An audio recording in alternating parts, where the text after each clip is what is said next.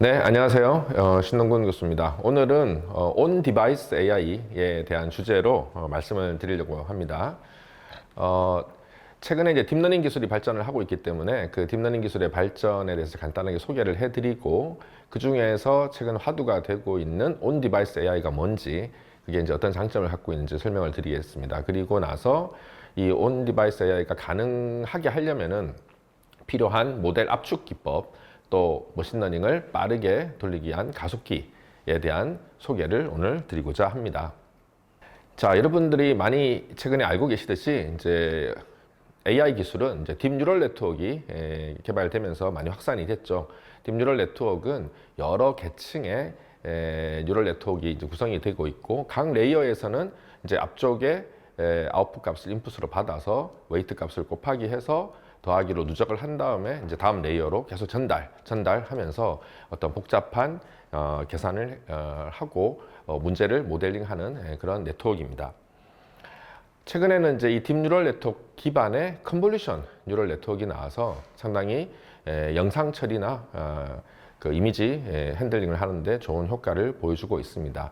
그래서 이 컨볼루션 뉴럴 네트워크는 이제 2D 이미지를 처리하는 데 쓰이고요. 내부에 보면은 컨볼루션 레이어와 풀링 레이어, 또 풀리 커넥티드 레이어라는 것으로 구성이 되어 있고, 앞쪽 레이어에서는 이미지에 로우 레벨 피처를 뽑았다가 뒤로 갈수록 점점 하이 레벨 피처를 뽑아서 그 이미지 내의 내용을 이해하는 그런 이제 머신러닝 모델이 되겠습니다.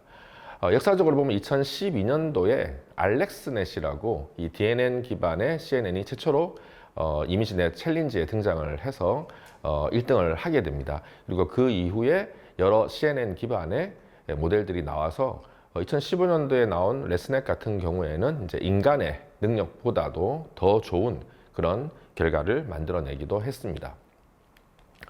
최근에는 트랜스포머라는 새로운 이제 DNN 모델이 많이 확산이 되고 있고요.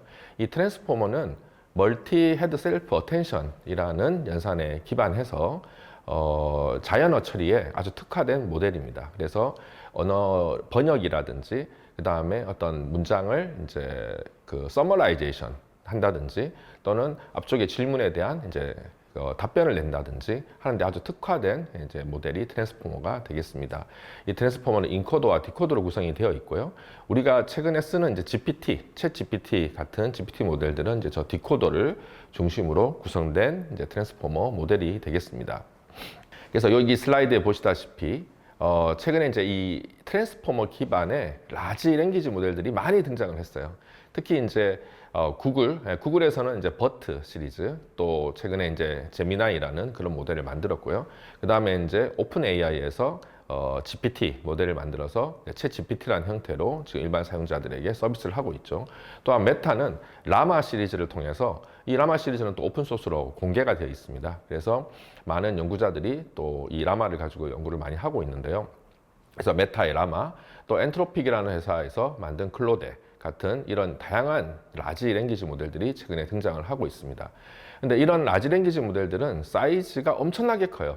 엄청나게 크기 때문에 아주 대형의 GPU 서버에서 트레이닝을 해야 되고, 그래서 주로 이 구글이나 이런 오픈 AI, 메타 같은 미국의 대형 빅테크라고 부르죠. 이런 빅테크 기업들이 중심이 되어서 이런 모델들을 학습시켜서 이제 공개를 하고 있는 실정입니다.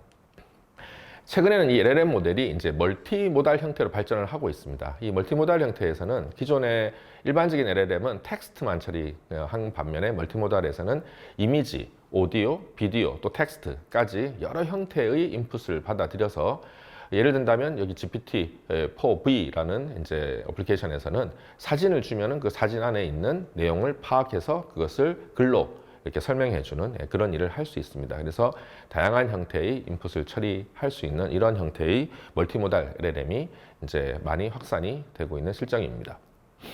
자, 그렇다면 이런 대형 LLM들이 지금 유행을 하고 있는데요. 이런 모델들을 학습시키는 데는 상당히 강력한 컴퓨팅 파워가 필요합니다. 특히 기존에 이제 많이 쓰던 CPU로는 부족하기 때문에 GPU 서버를 이제 사용해서 학습을 시키게 됩니다. 이 GPU는 많은 그 프로세싱 코어로 구성이 되어 있어 가지고요. ML 트레이닝에 최적화가 되어 있는데 CPU로 학습시키는 것보다 이제 A100이라는 엔비디아의 GPU를 가지고 학습을 시켰을 때 버트 모델의 경우에 거의 250배 정도 빠른 학습을 하는 게 가능합니다.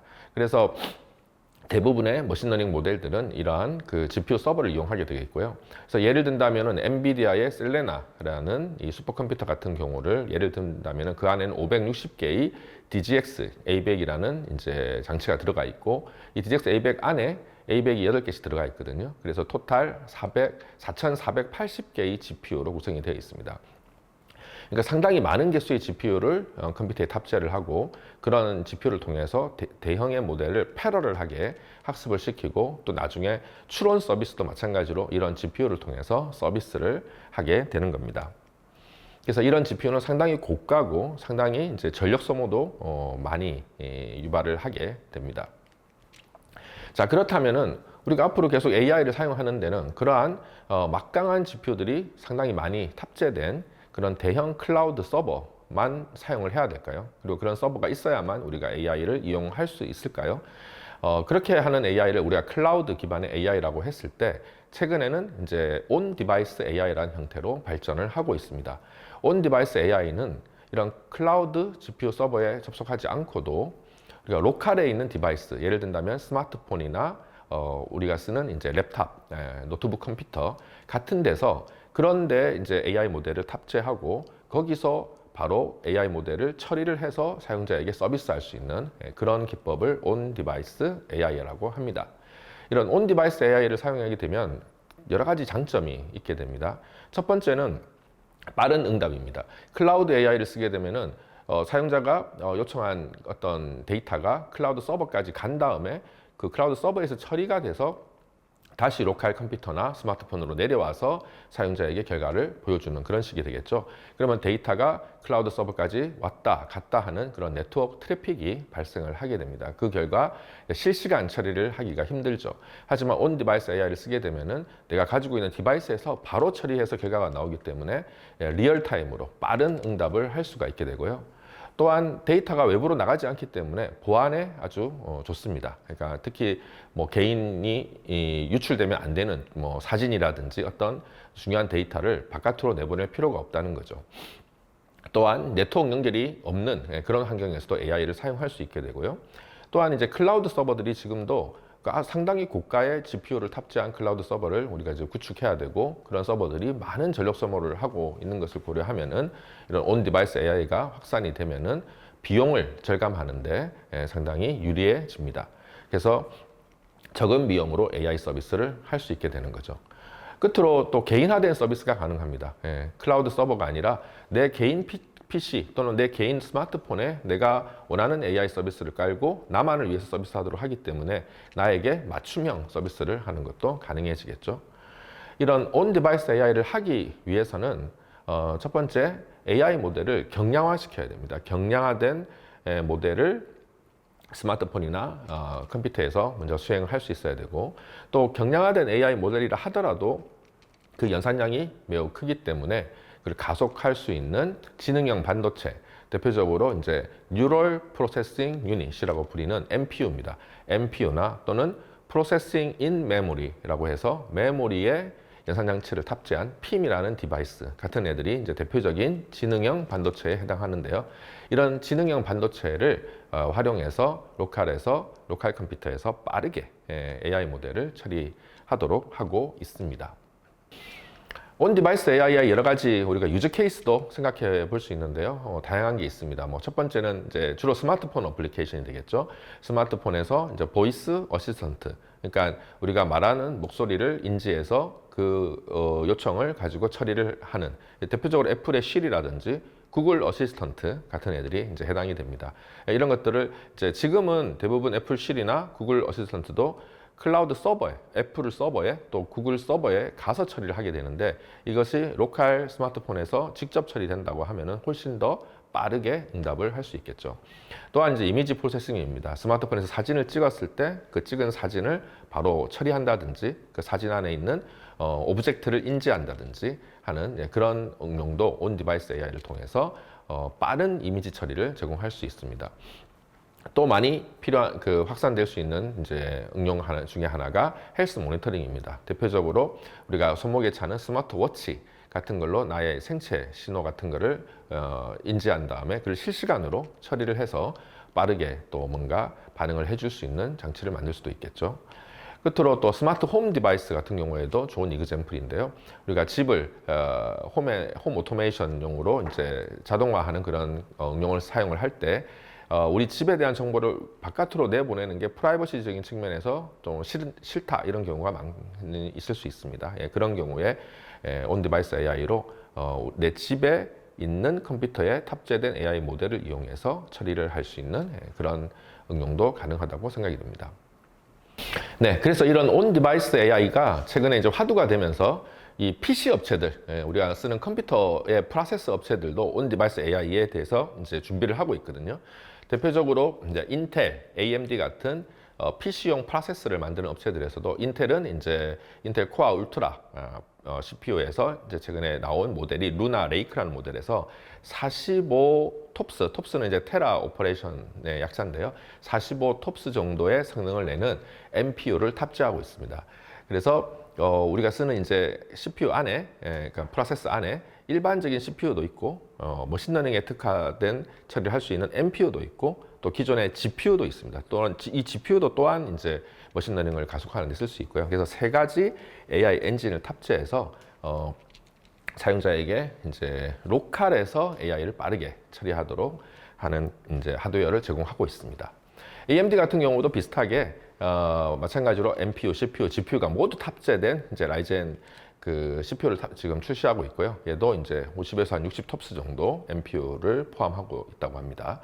애플도 M4 칩에서 38 톱스 정도의 NPU가 탑재된 그런 아키텍처를 제공하고 있습니다. 또한 이제 이 분야에서 좀 많이 앞서가고 있는 회사가 퀄컴인데요. 퀄컴은 전통적으로 스냅드래곤이라는 모델을 스마트폰용 프로세스로 그동안 많이 제공을 해왔습니다. 그래서 이 스냅드래곤이라는 프로세스 안에 본인들이 제작한 이제 NPU를 탑재를 했고요.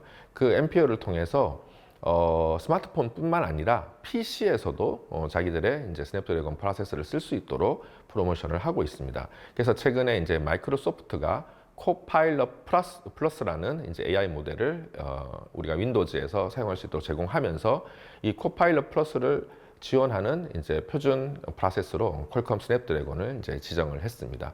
그래서 퀄컴 스냅드래곤은 이제 기존의 스마트폰 시장뿐만 아니라 PC 시장까지 이 온 디바이스 AI라는 이 하드를 가지고 이제 진출을 하려고 노력을 하고 있죠. 그래서 최근에 얼마 전에도 이 스냅드래곤에서 이제 행사를 했는데요. 거기서도 여러 가지 이제 데모를 많이 했었는데 온 디바이스 AI를 위해서 인터넷이 안 되는 환경에서 자기들의 LLM 모델이 초당 90단어로 멀티모달 LLM을 수행하는 그런 데모를 했었고요. 또한 이제 AI 모델을 만드는 유명한 회사인 미스트랄 AI와 퀄컴이 손을 잡고 온 디바이스에 적합한 자체적인 모델을 만들고 퀄컴 프로세서로 가속해서 사용자에게 그런 온 디바이스 AI를 위한 환경을 제공하겠다라는 그런 포부를 밝히기도 하였습니다. 이와 같이 프로세스 업체, 그 다음에 AI 모델을 만드는 업체들이 요즘 온 디바이스 AI에 초점을 두고 제품을 개발하고 출시하고 있는 그런 실정입니다. 구글도 마찬가지로 스마트폰에서 이제 온 디바이스 AI가 가능하도록 하기 위해서 구글은 자체 개발 모델인 제미니를 가지고 이제 서비스를 하려고 하고 있고요. 이 제미니는 이제 여러 가지 이 형태가 있는데요. 가장 큰 모델이 이제 울트라 모델이 있는데 이 울트라 모델 같은 경우에는 오픈 AI의 GPT-4와 이제 유사한 성능을 보여주고 있습니다. 그래서 거기서 좀 작은 형태의 모델인 제미나이 나노를 사용을 해가지고 그것을 안드로이드 안에 탑재를 하고 그럼 안드로이드 어플리케이션들이 그 제미나이 나노 모델을 사용해서 AI 어플리케이션을 개발할 수 있도록 그렇게 제공을 하고 있습니다. 또한 이제 LLM 모델들이 아까 많이 이제 등장했다고 했는데요. 그 많은 LLM을 만드는 업체들도 이제는 온 디바이스 AI를 위한 스몰 모델이 필요하다라는 것을 인지를 하고 있고, 그래서 메타 같은 경우에도 라마 8빌리언 또는 최근에는 그보다 더 작은 형태의 이제 모델들을 생성하고 있습니다. 마이크로소프트도 파이 3, 또 구글도 젬마, 또 미스트랄, 또 애플의 오픈 ELM 이런 모델들이 전통적인 LLM보다는 훨씬 작은 크기의 모델을 만들어서 스마트폰이나 PC에서 로컬에서 수행을 하는 게 가능하도록 제공하려고 하는 계획을 가지고 있습니다. 자, 그렇다면은 이런 작은 모델을 만들 때는 어떤 테크닉을 써야 될까요? 그래서 이 AI 모델을 압축하는, 컴프레션 하는 테크닉을 사용을 해서 모델을 작게 만들 수가 있는데요. 첫 번째 이제 테크닉이 퀀타이제이션이라는 기법도 있고, 두 번째 파라메타를 프루닝, 이제 가지치기라고 하는 기법입니다. 프루닝을 할 수도 있고, 또 매트릭스 연산에서 사용되는 그 매트릭스를 작은 매트릭스 여러 개로 분해하는 로우 랭크 어프락시메이션, 또 네 번째 작은 모델을 만들기 위해서, 학습시키기 위해서 큰 모델을 가지고 작은 모델의 학습을 도와주는 knowledge distillation, 지식 증류라고 하는 표현인데요. 이런 테크닉들을 요즘 이제 사용을 하고 있습니다. 첫 번째 네트워크 프루닝 같은 경우에는 우리가 딥 뉴럴 네트워크 모델에서 모든 연산을 다 하는 게 아니라 그 중에 일부 커넥션을 끊어버리는 겁니다. 그래서 어떤 특정 웨이트 값, 특히 작은 값이겠죠. 그런 작은 값들은 최종 연산 결과에 큰 영향을 미치지 않을 것이다 라고 생각해서 이렇게 중요하지 않은 웨이트들을 제거하고, 또한 그와 관련된 뉴런도 제거를 해서 연산량을 줄이려고 하는 테크닉입니다. 이렇게 하면 모델 사이즈도 줄이고, 그 다음에 이 모델을 실행할 때 접근하는 메모리, 접근량도 줄이고 연산량도 줄여서 우리가 좀 더 빠르게 작은 메모리로 AI 모델에 대한 실행을 서비스할 수 있게 됩니다. 하지만 이런 프루닝이 된 모델은 그냥 쓸 수 있는 건 아니고요.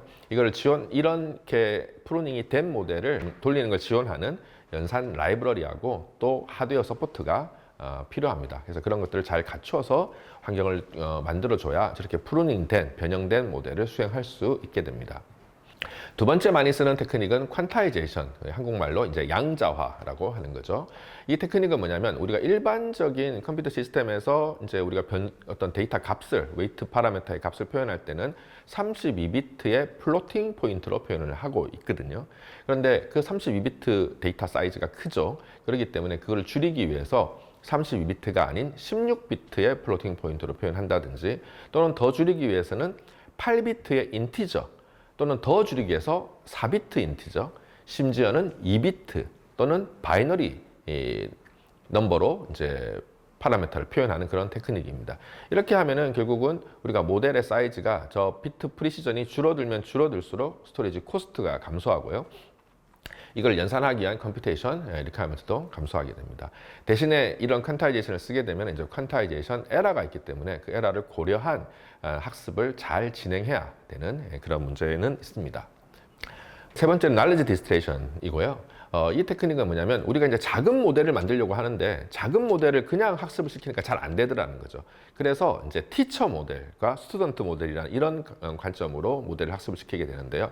우리가 만들 작은 모델을 스튜던트 모델이라고 그러고, 그 계획을 학습시키는데 도움을 줄 더 큰 모델을 티처 모델로 잡습니다. 그래서 티처 모델이 어떤 인풋을 처리했을 때 만들어내는 아웃풋 값을 참조해서 스튜던트 모델인 작은 모델이 거기에 이제 따라가는 형태가 되면서 학습이 되도록 하는 테크닉을 knowledge distillation, 지식 증류라고 합니다.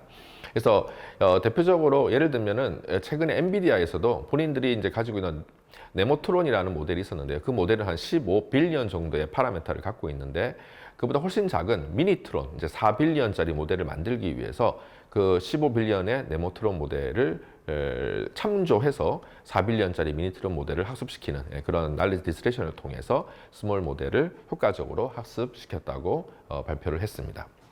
또한 이런 경량화된 모델이 있다 하더라도 이제 그걸 가속하는 하드웨어가 있어야 되고요. 그런 AI 이제 가속기가 필요한데, 일반적으로 우리는 이제 GPU를 많이 생각을 하죠. 가속기는. 근데 이런 GPU는 아까도 앞서서 이야기했듯이 내부에는 뭐 많은 개수의 이제 연산 코어들을 구성하고 있기 때문에 병렬적으로 큰 데이터를 빠르게 처리할 수 있는 장점이 있긴 하지만은 일단 가격이 비싸고, 그 다음에 전력 소모가 상당히 큽니다. 왜 그러냐면 이 GPU 자체가 애초에 머신러닝을 가속하기 위해서 만든 게 아니라 원래는 이제 그래픽 처리용으로 만들었다가 지금 머신러닝이 활용이 되는 형태잖아요. 그러다 보니까 좀 범용으로 디자인이 되어 있고, 그 결과 상대적으로 전력 소모 입장에서 상당히 불리한 그런 구조입니다. 그래서 구글 같은 곳에서는 본인들의 클라우드 서버에서 쓰기 위해서 이제 TPU, Tensor Processing Unit이라고 이제 하는 TPU를 자체적으로 설계를 했습니다. 그래서 이 TPU 같은 경우에는 오로지 머신러닝 연산만을 빠르게 할 수 있는 이제 하드웨어로 특별히 제작된 이제 그 가속기가 되겠죠. 이런 추세가 이제 전개되면서 인텔 같은 경우에도 가우디라는 자기들의 이제 NPU 아키텍처를 개발해서 CPU에 지금 탑재를 하고 있고요.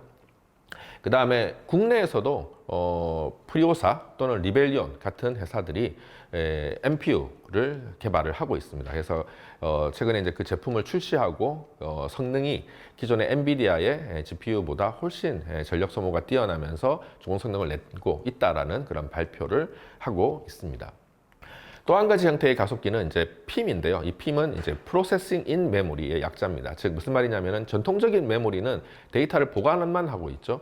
그래서 CPU가 그 데이터를 달라라고 하면 메모리에 있는 값을 CPU에게 전달하고 그 처리는 CPU가 직접 하게 됩니다. 근데 이 PIM에서는 메모리 안쪽에다가 연산 장치를 넣었어요.